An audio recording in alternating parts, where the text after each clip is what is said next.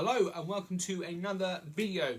I'm back now to talk about running tips. I mentioned it in the last video, which if you didn't see, was all about weight loss and just a few little tips I wanted to show to you guys and encourage you to take part in, should that be your kind of challenge. So yeah, today we're talking about running. So recently I've just hit my second fastest 5k ever, 23 minutes 35, which my goal this year is to get under 23. So it's only Feb now. We hit it last Wednesday, I think, last Friday, something like that. So yeah, so really happy with my progress in terms of my running. I've been running now for probably about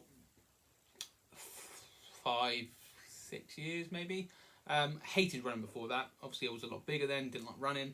But then something just kind of hit me and I just wanted to start running, and to be fair, it helped me lose weight massively. I set myself a goal of running the local 10Ks and did so in aid of cancer research, mammalian cancer, to raise some money for my dad's charity, that my dad works with when he had cancer. So yeah, that was like one of my go-to thing to start running. So if you ever feel like you don't know why you would like to run, I would seriously kind of consider it. It's not for everyone, don't get me wrong. And even if you go out and you do, like, the couch to 5Ks are quite common and popular at the moment, and seem to help people kind of just get out and start. But it does help. It's a bit like any exercise, really. It does help to kind of clear your mind. It just helps to, obviously, to lose weight. It is good kind of full body exercise. So yeah, I just want to go through the top tips I use when I go out running and how I've kind of improved my running over the years.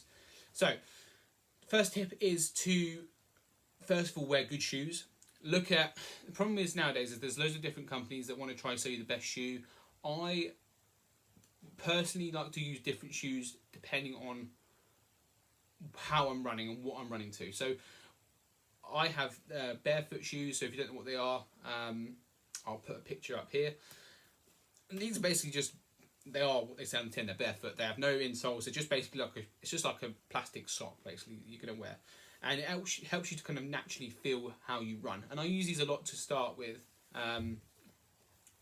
to basically just help me get my technique right. Because I started running, obviously, just as I thought I would. I've always played football. I just thought I'll just run the same as I do when I play football. And I suffered massively with shin splints.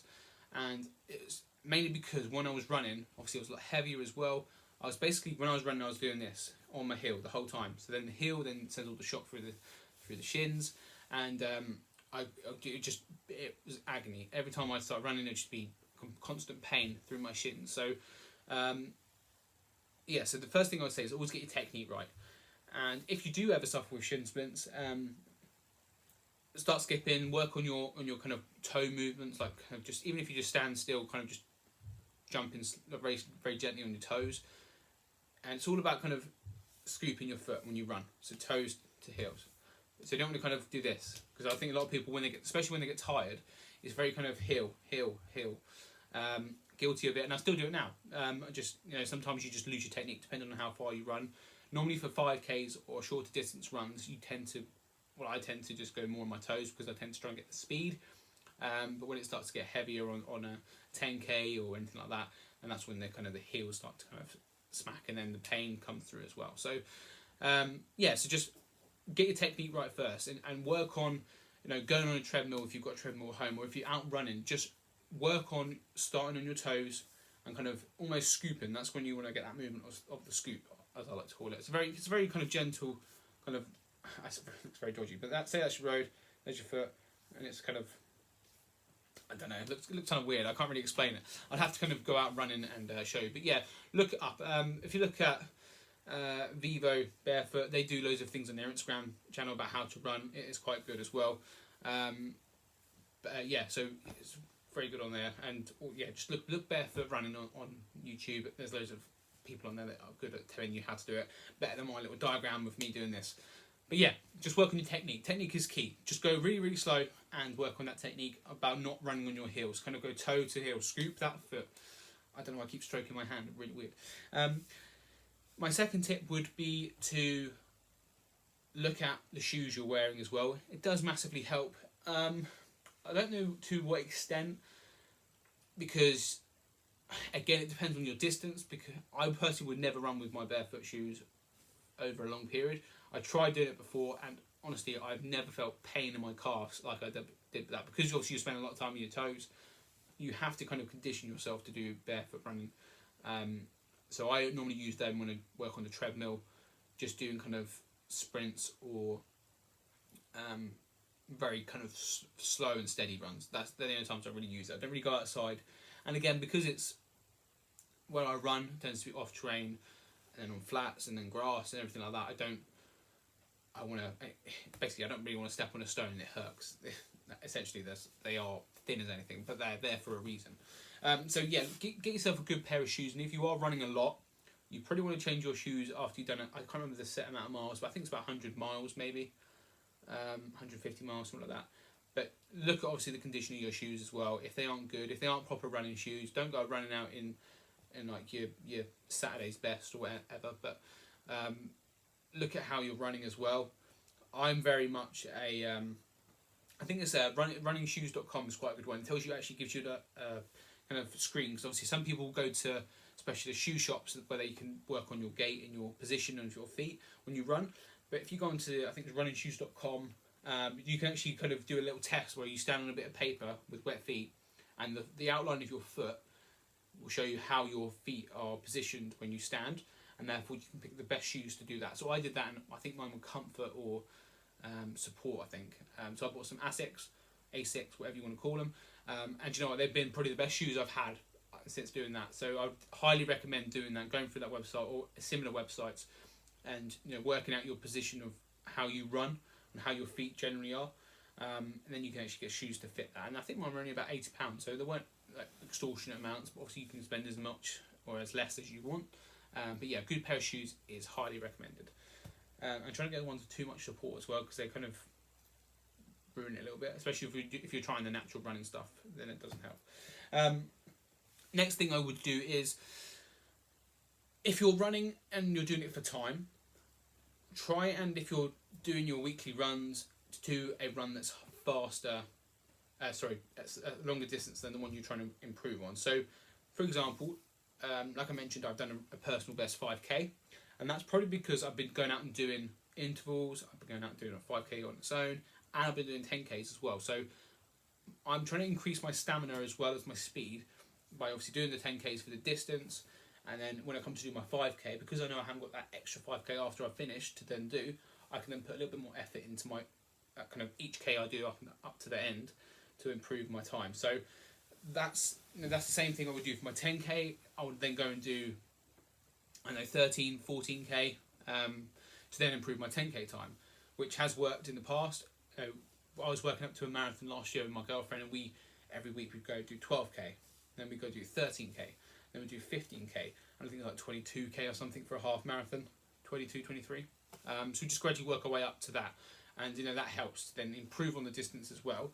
But then if I wanted to do a good time for that, I would then look at maybe doing 25k, 26k, until I improve it, because then I'm conditioning my body to get better stamina and better, just get more distance in the legs. It's basically what you need to do. And then once you do that, you can then get your body to then think, oh, actually, I haven't got to do the extra 5k today. I can just do a quicker, shorter first, second, third, fourth, 5th k. So yeah, that's something I definitely recommend. It's worked wonders for me now.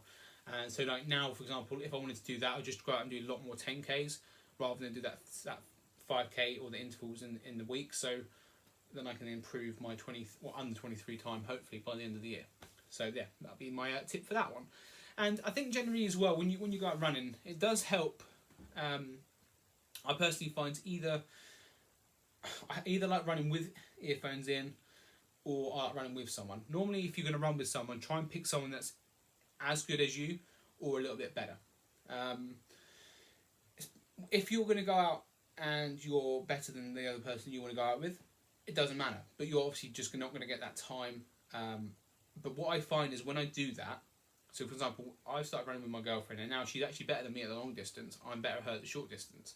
So when we did the 5k the other day, actually, she was in front. But the 10ks, I'll be fine for the first 5, and then I'll start to slack, and then she'll kind of be my kind of I can't remember the word for it, but yeah. So I'll always basically look at her to then just to push me through and keep up with her.